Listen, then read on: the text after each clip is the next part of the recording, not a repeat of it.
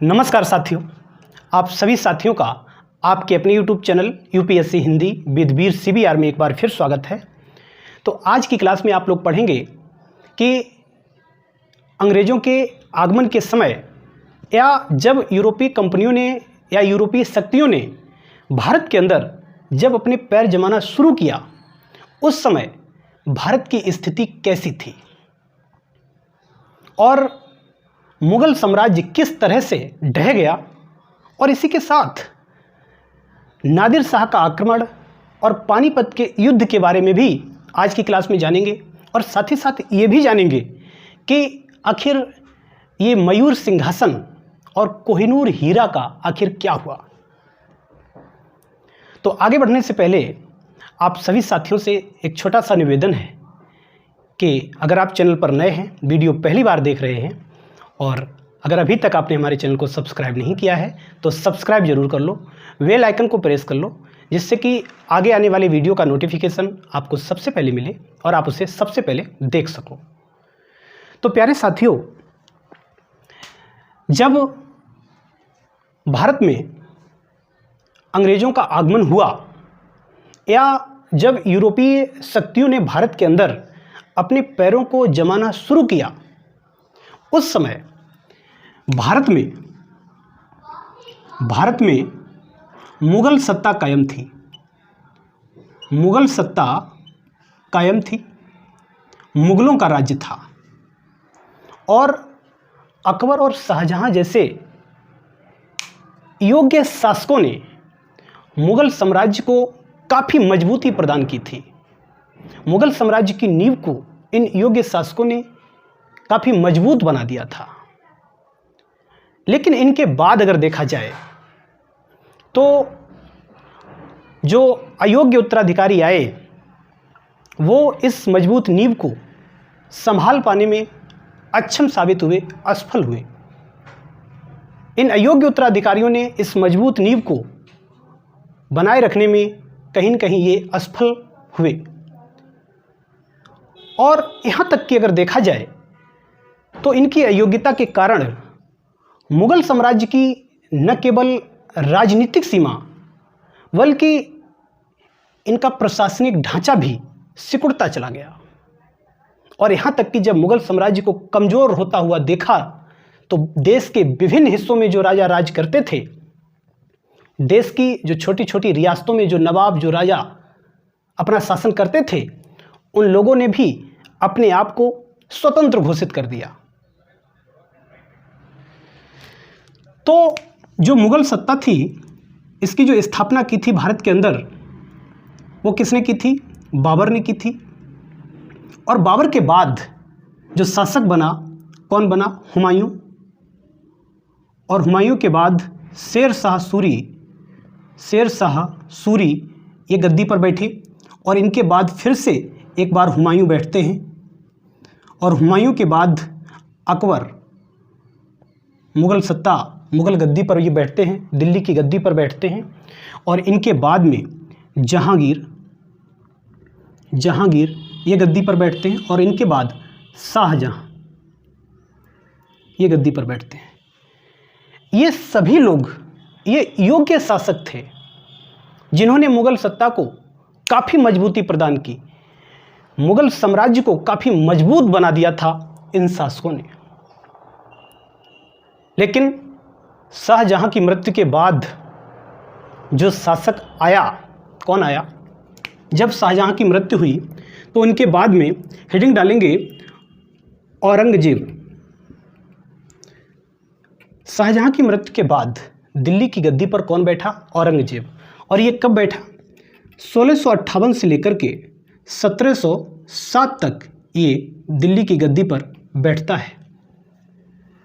और इसकी गलत नीतियों ने मुगल साम्राज्य की स्थायित्व को समाप्त कर दिया।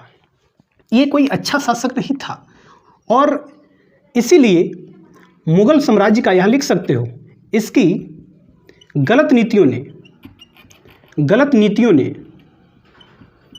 मुगल साम्राज्य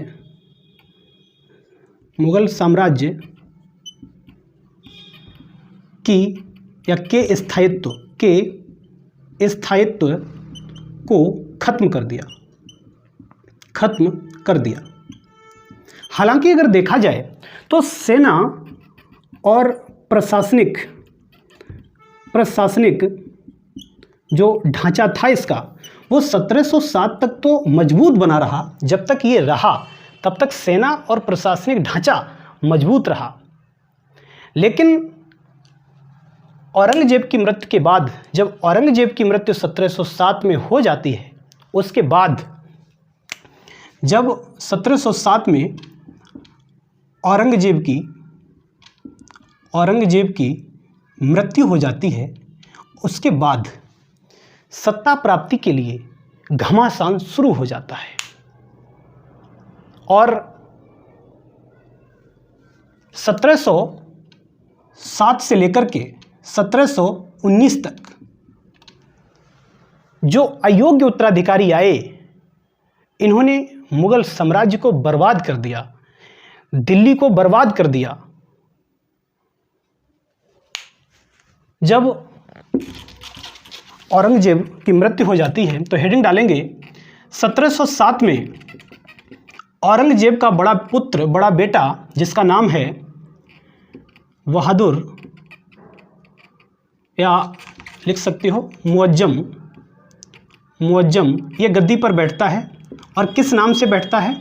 बहादुर शाह प्रथम के नाम से ये दिल्ली की गद्दी पर बैठता है, जो औरंगजेब का बड़ा बेटा था। और जब ये दिल्ली की गद्दी पर बैठा, उससे पहले ये अपने 2 भाइयों की हत्या करके आया था, क्योंकि वो भी दिल्ली की गद्दी पर बैठना चाहते थे। आपस में संघर्ष हो रहा था, तो इसलिए इसने अपने 2 भाइयों की हत्या कर दी। किन 2 भाइयों की हत्या कर दी? एक तो भाई है इसका मोहम्मद आजम, इसकी हत्या कर दी थी, और कामबख्श, इसकी हत्या कर दी। इन दोनों की हत्या करके ये दिल्ली की गद्दी पर बैठा था। और इसको एक उपाधि भी दी गई थी, बहादुर शाह प्रथम को एक उपाधि दी गई थी, शाह ए बेखबर। इसको शाह ए बेखबर की उपाधि दी गई थी। हालांकि बहादुर शाह प्रथम ने मराठों के साथ, राजपूतों के साथ और जाटों के साथ अच्छा संबंध स्थापित किया। यहाँ तक कि जो मराठों का राजकुमार साहू था, जो मुगलों की कैद में था, उसको मुक्त करा दिया, उसको स्वतंत्र करा दिया। लेकिन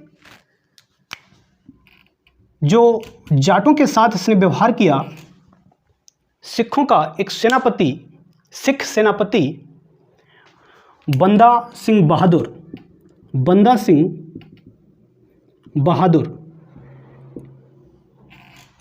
इसके लिए बहादुर शाह प्रथम ने कहीं न कहीं इस पर कड़ी कार्यवाही की थी, क्योंकि ये सिख सेनापति थे और इन्होंने मुसलमानों पर आक्रमण किया था, और इसलिए बहादुर शाह प्रथम ने इन पर कड़ी कार्यवाही की थी। ये बंदा सिंह बहादुर, ये कौन थे और किस तरह से इन्होंने मुगलों से लोहा लिया, मुगलों से युद्ध किया, और किस तरह से ये वीर गति को प्राप्त हुए, किस तरह से इन्होंने अपना बलिदान दे दिया, इसकी पूरी कहानी हम आपको पिछली क्लास में बता चुके हैं। अगर आपने पिछली क्लास नहीं देखी है तो लिंक डिस्क्रिप्शन में दिया गया है, वहां जाकर के बंदा सिंह बहादुर की आप पूरी कहानी को समझ सकते हैं। इसके बाद जब बहादुर शाह प्रथम की मृत्यु हो जाती है, इधर साफ कर दूं,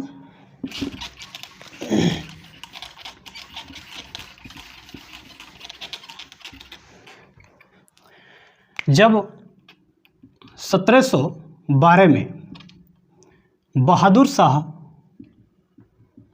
प्रथम की मृत्यु हो जाती है, तब क्या होता है? इसके बाद 1712 से लेकर के 1713 तक दिल्ली की गद्दी पर जहांदर शाह ये बैठते हैं दिल्ली की गद्दी पर, और ये जुल्फ़िकार खां की मदद से बैठे थे। किसकी मदद से बैठे थे? ये जुल्फ़िकार खां की मदद से ये दिल्ली की गद्दी पर बैठे थे, और चूंकि इनकी मदद से बैठे थे इसलिए जहांगीर शाह ने क्या किया कि इन्हें अपना प्रधानमंत्री बना दिया। क्या बना दिया? प्रधानमंत्री बना दिया। और जब ये प्रधानमंत्री बन गए तो मुग़ल साम्राज्य की आर्थिक स्थिति को सुधारने के लिए, मुग़ल साम्राज्य की आर्थिक स्थिति को मजबूत करने के लिए जुल्फ़िकार खां ने एक व्यवस्था लागू की, एक प्रथा लागू की। क्या? कौन सी व्यवस्था थी? इन्होंने साम्राज्य की वित्तीय स्थिति को सुधारने के लिए एक व्यवस्था लागू की। क्या व्यवस्था? इजारा प्रथा या व्यवस्था, ये लागू कर देते हैं। आखिर ये इजारा प्रथा या इजारा व्यवस्था है क्या? ये एक पंचवर्षीय ठेके की व्यवस्था थी कि जो व्यक्ति ज़्यादा बोली लगाता था उसको भूमि 5 वर्ष के लिए ठेके पर दे दी जाती थी, और इसके बाद वो भूमि किसानों में बांटी जाती थी और किसानों से बहुत ज़्यादा राजस्व वसूला जाता था, उनसे बहुत ज़्यादा टैक्स लिया जाता था। तो इस व्यवस्था ने किसानों की कमर तोड़ दी, किसानों को परेशान करके रख दिया। किसान बेबस और लाचार हो गए थे, और इसलिए हालांकि ये व्यवस्था अच्छी नहीं थी और इसीलिए ये व्यवस्था ज़्यादा दिनों तक टिक नहीं पाई। इसके बाद जहांगीर शाह ने औरंगजेब के द्वारा जो जजिया कर लगाया गया था, वो जजिया कर भी ये जहांगीर शाह ख़त्म कर देता है, जजिया कर समाप्त कर देता है। लेकिन कुछ समय के बाद, कुछ ही दिनों के बाद इसका दिमाग घूमा और इसने जजिया पुनः लागू कर दिया। कुछ समय बाद पुनः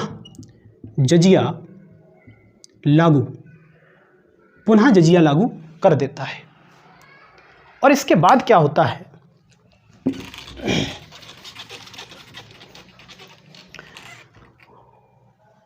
जहांगीर शाह के बाद 1713 से लेकर के 1719 तक दिल्ली की गद्दी पर फर्रुखसियर ये दिल्ली की गद्दी पर बैठते हैं, और फर्रुखसियर इन्हें सैयद बंधुओं ने दिल्ली की गद्दी पर बिठाया था। उस समय जो सैयद बंधु थे ये किंग मेकर की भूमिका में थे, ये जिसको चाहते थे उसी को गद्दी पर बिठाते थे। तो उन्होंने क्या किया कि फर्रुखसियर को गद्दी पर बिठाया। किसने? सैयद बंधुओं ने। और ये कौन लोग थे? ये दो भाई थे, एक तो था अब्दुल्ला आजम और दूसरा था हुसैन अली। ये दो भाई थे। तो इन्होंने फर्रुखसियर को गद्दी पर बिठाया, और फर्रुखसियर ने क्या काम किया कि 1717 में जजिया समाप्त कर दिया। ठीक है। और 1717 में ही इसने अंग्रेज़ों के लिए एक सुनहरा फरमान जारी किया था। और ये सुनहरा फरमान क्या था, हम आप लोगों को पढ़ा चुके हैं। और अगर आपने पिछली क्लासेस नहीं देखी हैं तो आप लोग पिछली क्लासेस ज़रूर देख लीजिए, क्योंकि एक तरफ से जब आप पढ़ेंगे तो आपको हिस्ट्री में बहुत मज़ा आने वाला है, बहुत अच्छे से आपको समझ में आएगी। और ये यकीन मानिए कि अगर आपने मेरे साथ हिस्ट्री को पढ़ लिया तो आपको कोई भी ताकत हिस्ट्री में आपको गिरा नहीं सकती। लेकिन शर्त यही है, आप शुरू से एक तरफ से अच्छे से मन लगा के जो भी मैं पढ़ा रहा हूँ आप पढ़ते रहिए। तो सुनहरा फरमान हम आप लोगों को पढ़ा चुके हैं। तो 1717 में इसने अंग्रेज़ों के लिए एक सुनहरा फरमान जारी किया था। और 1719 में क्या होता है, 1719 में ही 1719 में क्या होता है कि सैयद बंधुओं ने बालाजी विश्वनाथ के साथ मिलकर फर्रुखसियर को गद्दी से उतार देते हैं। 1719 में फर्रुखसियर को गद्दी से उतार दिया जाता है। कौन उतार देता है? जो सैयद बंधु हैं वो लोग बालाजी विश्वनाथ के साथ मिलकर ये काम करते हैं और इसके बाद फर्रुखसियर को अंधा बना करके इसे मार डालते हैं। और इसके बाद जो शासक बनता है वो है रफ़ी उद दरजात। ये शासक बनते हैं और इनका बहुत छोटा कार्यकाल रहता है, काफ़ी, या सबसे छोटा लिख सकते हैं, सबसे छोटा कार्यकाल इनका रहता है। ये 28 फरवरी 1719 से लेकर के 6 जून 1719 तक ये बैठते हैं। बहुत छोटा कार्यकाल रहता है। और इसके बाद रफ़ी उद दौला ये गद्दी पर बैठते हैं और इनका कार्यकाल 6 जून 1719 से लेकर के 17 सितंबर 1719 तक रहता है। और ये जो रफ़ी उद दौला है ये शाहजहाँ द्वितीय के नाम से ये गद्दी पर बैठा था और ये अफीम पीने का बहुत ही आदी था। कौन? रफ़ी उद दौला, जो शाहजहाँ द्वितीय के नाम से गद्दी पर बैठा था, अफीम बहुत पीता था। और इसके बाद इसे हम साफ किए दे रहे हैं।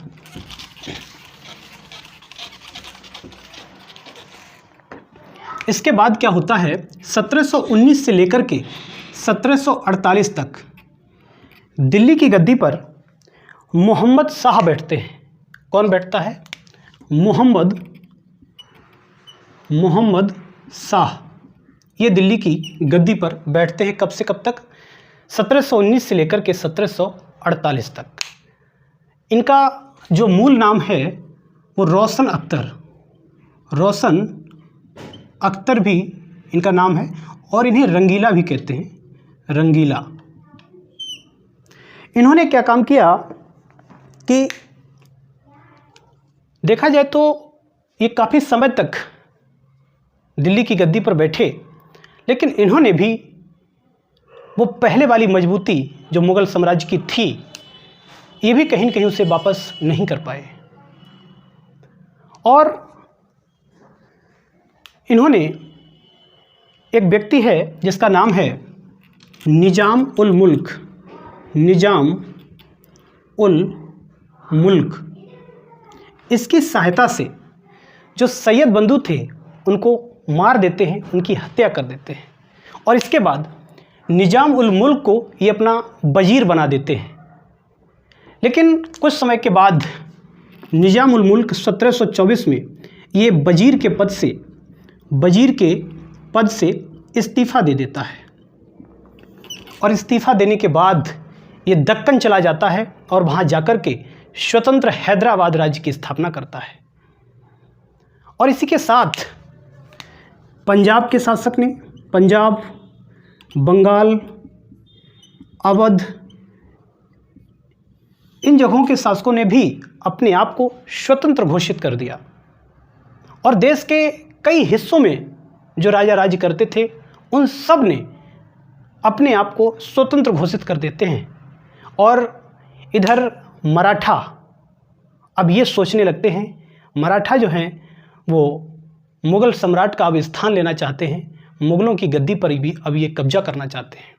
और इसी क्रम में क्या होता है कि 1737 में एक व्यक्ति है बाजीराव प्रथम, इन्होंने दिल्ली पर आक्रमण किया। बाजीराव प्रथम ने दिल्ली पर आक्रमण किया। अर्थात कहने का तात्पर्य है कि अब मुग़लों को बाहरी चुनौतियों से भी कहीं न कहीं मुग़लों को बाहरी चुनौतियां भी अब परेशान करने लगी और बाहरी चुनौतियों से निपटने के लिए मुग़लों ने कोई ख़ास इंतज़ाम नहीं किए थे। और यहाँ तक कि इधर हम साफ के दे रहे हैं, यहाँ तक कि जो फ़ारस का राजा था, ये अपना भारत हो गया, जो फ़ारस का राजा था, फ़ारस का राजा कौन था? नादिर शाह। नादिर शाह इसने क्या काम किया कि इसने इस उत्तर और पश्चिमी भारत पर, उत्तर पश्चिमी भारत पर ये आक्रमण करता है और लाहौर पर ये कब्जा कर लेता है। कौन? नादिर शाह आक्रमण करता है और लाहौर पर कब्जा कर लेता है। कब कब्जा करता है? 1739 में। 1739 में नादिर शाह लाहौर पर कब्जा कर लेता है। इसके बाद ये दिल्ली की तरफ बढ़ता है। इधर बढ़ता है, दिल्ली की तरफ बढ़ता है। और दिल्ली की तरफ जब ये आ ही रहा था, उसी समय ये एक स्थान है यहाँ पर जिसका नाम है करनाल। करनाल यहाँ पर मुग़लों की सेना और नादिर शाह की सेना में आपस में टकराव होता है और संघर्ष शुरू हो जाता है, युद्ध शुरू हो जाता है।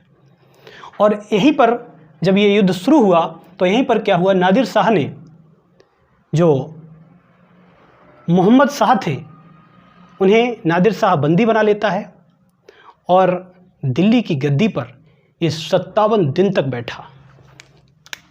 यहाँ पर क्या होता है कि मोहम्मद शाह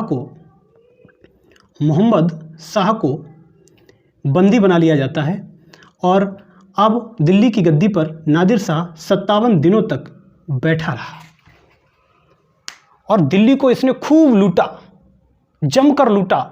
और यहाँ तक कि जो बेहद कीमती चीज़ें थीं, मयूर सिंहासन और कोहिनूर हीरा को भी नादिर शाह अपने साथ ले गया।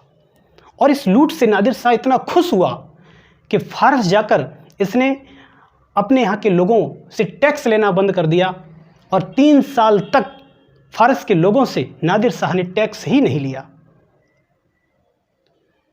और इसी के साथ नादिर शाह के बाद अगर देखें तो अहमद शाह अब्दाली इसने भी 1748 से लेकर के 1767 तक भारत पर इसने 7 बार आक्रमण किया। कितनी बार आक्रमण किया? 7 बार आक्रमण किया। अर्थात नादिर शाह और अहमद शाह अब्दाली के आक्रमणों ने भारत को झकझोर कर रख दिया, भारत की स्थिति को खराब कर दिया। और इसके बाद 1748 से लेकर के 1754 तक शासक कौन बनता है? अहमद शाह ये शासक बनता है। ये दिल्ली की गद्दी पर बैठता है और ये एक अयोग्य शासक था। इसका जो भी कार्य होता था वो एक महिला देखती थी जिसका नाम है उद्धम बाई नाम की एक महिला थी, वो इसका कार्य देखा करती थी। और ये महिला अपने एक प्रेमी जावेद खान, जिसे बदमाश हिजड़ा कहते थे, उसकी मदद से ये काम करती थी। और इसके बाद 1754 से लेकर के 1759 तक दिल्ली की गद्दी पर आलमगीर द्वितीय ये बैठते हैं। और इन्हीं के समय में अहमद शाह अब्दाली दिल्ली पहुंच गया था। और इनके समय में एक प्रमुख युद्ध भी हुआ था जिसका नाम है 1757 का जो युद्ध है, प्लासी का युद्ध इन्हीं के समय में हुआ था, जिसमें अंग्रेज़ों को जीत मिली थी और अंग्रेज़ों ने बंगाल पर जाकर के अधिकार कर लिया था। और इसके बाद इधर हम साफ किए दे रहे हैं। इसके बाद क्या होता है कि दिल्ली की गद्दी पर 1759 से लेकर के 1760 तक एक व्यक्ति है जिसका नाम है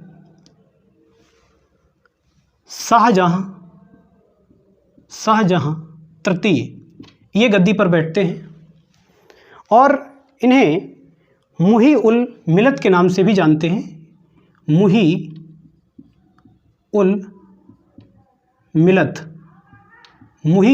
मिलत के नाम से भी शाहजहां तृतीय को जाना जाता है। और इन्हें मराठों के हस्तक्षेप के कारण शीघ्र ही गद्दी से हटा दिया गया था। और इसके बाद जो शासक बनते हैं 1760 से लेकर के 1806 तक कौन बनता है? शाह आलम द्वितीय। ये शासक बनते हैं 1760 से लेकर के 1806 तक, शाह आलम द्वितीय। और इनके समय में एक महत्वपूर्ण युद्ध हुआ जिसका नाम है पानीपत का युद्ध। पानीपत का तृतीय युद्ध